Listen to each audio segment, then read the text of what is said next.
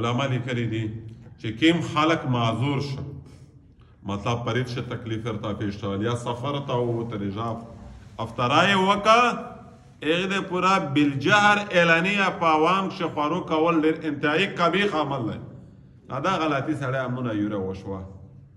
زه تللی وم راته بیا دې چې دا چارې کړې نه وي که نه دا رژه دې خوړلې نه وي دوی خو غټه استودیو د امیر صاحب چې مطلب څرنګه پټ خوار وکوې څه ترتیب وکوې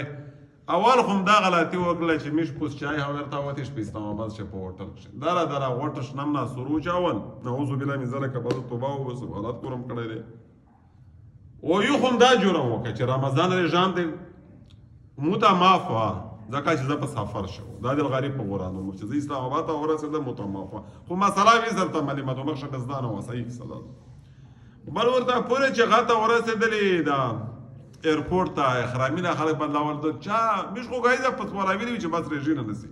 مو خو خبره وه چې وروتله ژنکي بوتال وکړه مو په داره خلشې درته ودرېده د کولاوه مې که په مخ مې مدچک بل به یې ول مې روغی